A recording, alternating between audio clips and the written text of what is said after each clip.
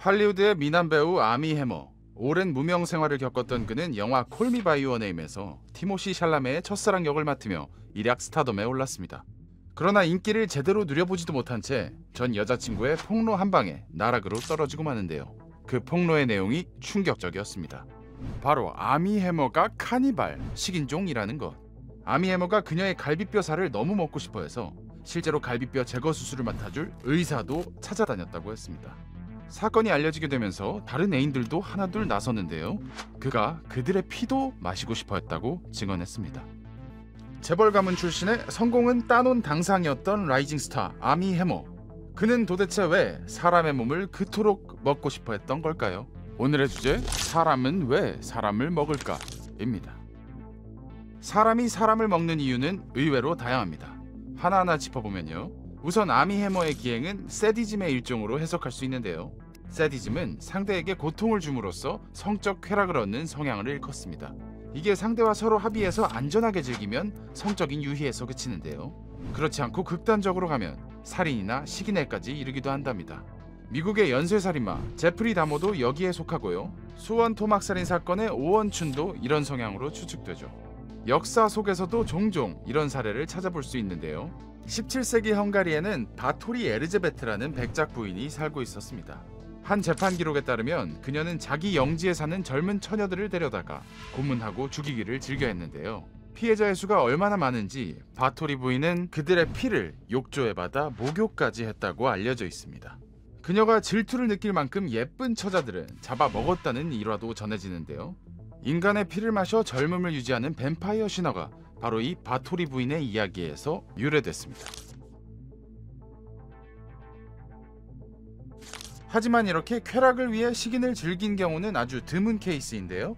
좀 더 흔하게 발견되는 식인의 이유는 바로 복수입니다. 식인은 목숨뿐만이 아니라 적의 존재 자체를 통째로 없애잖아요. 그러니까 궁극의 복수 방법으로 여겨졌는데요. 19세기 초 뉴질랜드에서 발생했던 보이드 학살이 대표적인 사례입니다. 보이드호의 탑승자 66명은 마오리족에 의해 죽임을 당하고 잡아먹히기까지 했는데 나중에 알고 보니까 이게 모두 보이드호의 선장이 마오리 족장의 아들을 두들겨 팬 것에 대한 안갚음이었습니다. 우리나라에서도 비슷한 설화가 있는데요. 임진왜란 당시 권율 장군이 조국을 짓밟은 왜군에게 너무 화가 난 나머지 사로잡은 왜군의 배를 갈라 간을 씹어먹었다는 설이 전해지고 있죠. 그런데 영화 올드보이를 보면 아직까지도 어딘가에서는 복수를 위해 인육을 먹는 일이 벌어지고 있을 것만 같습니다.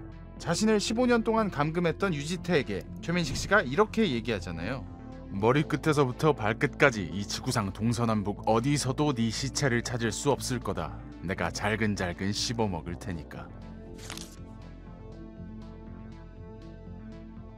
참 이상하게 들리겠지만 이와는 정반대로 오히려 사망한 사람을 위해서 그 사람의 살을 먹는 경우도 있었는데요. 파푸아 뉴기니의 포레족이 유명합니다. 포레족 사람들은 죽기 전에 장례를 어떻게 할지 미리 후손들에게 당부를 남기곤 했는데 여기서 일부는 가족들에게 자기 시신을 먹어달라고 부탁했습니다. 이 사람들은 후손이 조상의 시신을 먹으면 조상들의 일부가 후손의 몸을 통해 영원히 삶을 이어갈 수 있다고 믿었습니다. 그래서 땅에 매장되는 걸 오히려 가장 불명예스럽고 비참한 죽음으로 여겼는데요. 아마존의 야노마모족도 비슷한 문화를 갖고 있었다고 합니다. 야노마모족은 사람이 죽으면 화장을 해서 그 재를 죽에 섞어 친척끼리 나눠 먹었다고 알려져 있습니다. 사실 카니발리즘이라는 단어는 카리브해에서 유래됐는데요. 콜럼버스가 대서양을 건너 아메리카 대륙에 도착하고 나서 보니까 카리브해 사람들이 주변 부족을 죽인 뒤에 사람 고기를 먹고 있었어요. 콜럼버스는 이런 풍습을 본국인 스페인에 보고하면서 카리브 사람들을 카리브스라고 불렀는데 이 카리브가 카니브로, 카니브가 카니발로 조금씩 변모하면서 식인종을 지칭하는 단어가 카니발로 굳어진 거죠. 당시 카리브해 인근에는 아즈텍 문명이 번성하고 있었는데요. 이들은 태양을 숭배했는데 태양을 뜨게 하는 유일한 연료가 사람의 신선한 피라고 믿었습니다. 세상이 멸망하는 것을 막으려면 끊임없이 피를 공급해야 할 거 아니에요. 그래서 아즈텍 사람들은 밥 먹듯이 주변 부족들을 습격해서 전쟁 포로를 잡아왔고요.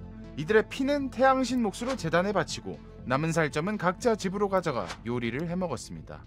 이런 풍습은 유럽인들로 하여금 그들을 침략해도 된다는 구실을 주기도 했는데요. 독실한 기독교 국가였던 스페인의 이사벨라 여왕은 인육을 먹는 야만인은 체포하고 노예로 만들어도 좋다는 칙령을 내렸고, 스페인군은 아즈텍의 수도인 테노치티틀란, 오늘날의 멕시코시티를 습격해서 아즈텍 문명을 무너뜨렸습니다. 이때 아즈텍인들에게 잡아먹혔던 주변 부족들이 아주 큰 도움을 줬다고 하죠.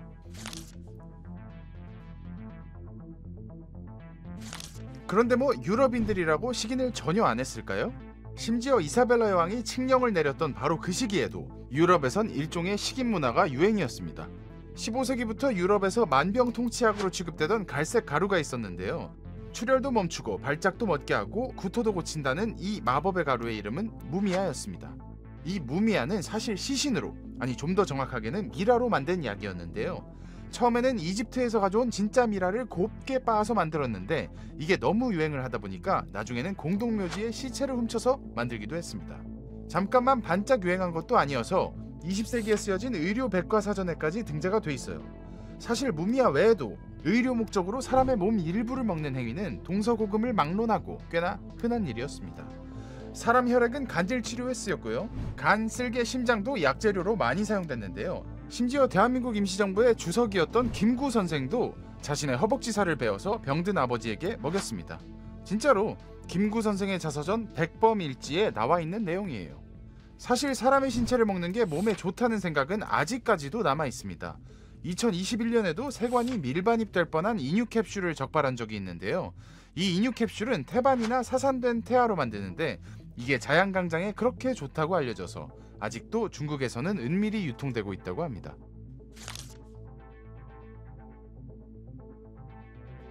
사람이 사람을 먹은 이유 의외로 참 다양하죠. 하지만 가장 흔한 이유는 아직 나오지 않았습니다. 너무 슬프고 가슴 아픈 이야기여서 제일 뒤로 미뤄뒀는데요. 모두가 짐작하시겠지만 인간이 인육을 먹을 수밖에 없었던 이유, 바로 너무 배고파서였습니다. 식량을 도저히 찾을 수 없는 상황에서 불가피하게 먹은 건데요. 전쟁이나 기근이 발생했을 때 식인이 관찰됐다는 기록은 도처에서 찾아볼 수 있습니다. 임진왜란이 한창이던 1594년엔 길거리에 널브러져 있는 거린의 시신에서 사람들이 살을 떼어 먹었다는 기록이 있고요. 유성룡이 집필한 징비록에도 배고픔이 너무 극심한 나머지 부부가 서로 잡아먹을 지경이다 라고 서술된 부분이 있습니다. 2차 세계대전 당시 소련의 레닌그라드에서도 비슷한 참사가 벌어졌는데요. 히틀러의 독일군에 의해 900일 동안 포위를 당하면서 레닌그라드에선 식량이 아예 똑 떨어졌습니다. 배고픔에 시달리던 시민들은 가죽 구두와 허리띠를 물에 불려 삶아먹고 그마저도 떨어지니 새, 쥐, 심지어는 키우던 강아지와 고양이까지 잡아먹었는데요. 종국에는 먼저 세상을 등진 이웃들의 사체에까지 손을 대는 지경에 이르렀습니다. 인육을 파는 상점도 들어설 정도였고요. 이런 행태를 저지하고자 당시 경찰 조직에 식인 단속 기동 타격대가 설치되기도 했는데 이들의 단속에 적발돼서 유죄 판결을 받은 시민만 260명에 달했습니다. 이쯤 되니까 식인종이라는 단어만 들었을 때 기괴하고 역겨운 느낌은 조금 덜어지지 않으셨나요? 어떤 사례를 들여다봐도 사람이 특별한 이유 없이 평범한 음식을 먹듯 인육을 즐긴 경우는 찾아보기 어렵습니다. 식인 풍습은 명백히 있었지만 식인종이 존재했다고 하기에는 조금 무리가 있는 거죠. 사실 사람의 고기를 먹는 일은 그 자체의 특성상 식문화로 자리 잡기는 아주 어려웠을 겁니다. 상상을 한번 해볼게요. 사람을 먹는 부족 A와 그렇지 않은 부족 B가 있다고 가정을 하면 200년 뒤에도 이 부족이 남아있을 확률 어느 쪽이 더 높을까요? 다른 조건이 다 같으면 당연히 B 아닐까요? A가 싸움을 잘해서 잠깐은 번창할 수 있겠지만 이들은 사람 고기를 구하기 위해 끊임없이 적을 만들고 다닐 겁니다. 이렇게 적이 많은 집단이 오랫동안 번성해서 그 문화를 길이 보존한다? 쉽지 않았을 겁니다. 게다가 식인은 건강의 관점에서 봐도 정말 안 좋거든요. 인육을 먹으면 사람 몸에 있던 기생충이나 병원체가 너무 쉽게 다른 사람에게 옮겨져서 질병이 순식간에 확산될 수 있는데요. 아까 말씀드렸던 뉴기니 섬의 포레족에게 발병했던 쿠루병이 바로 이 경우입니다. 쿠루병은 근육과 신경이 마비되면서 결국 죽음에 이르게 되는 병인데요. 프리온이라는 단백질 때문에 발생합니다. 그런데 포레족은 쿠루병을 앓다가 죽은 가족의 시신을 먹음으로써 이 프리온을 그대로 옮겨받았고요.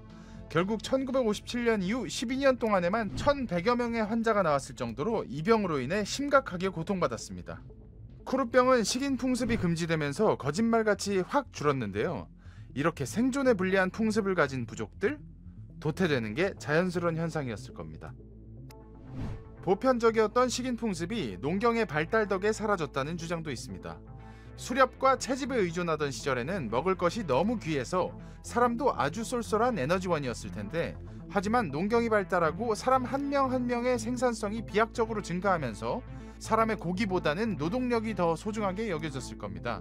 제가 먹는 양보다 훨씬 더 많이 생산할 수 있는 인간 하나를 잡았다. 잡아먹는 것보단 부려먹는 게 더 좋은 거 아니에요?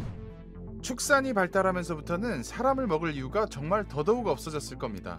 가축 한 마리로도 충분히 배불리 먹을 수 있는데 굳이 다른 인간과 생사를 걸고 결투를 벌일 이유는 없으니까요.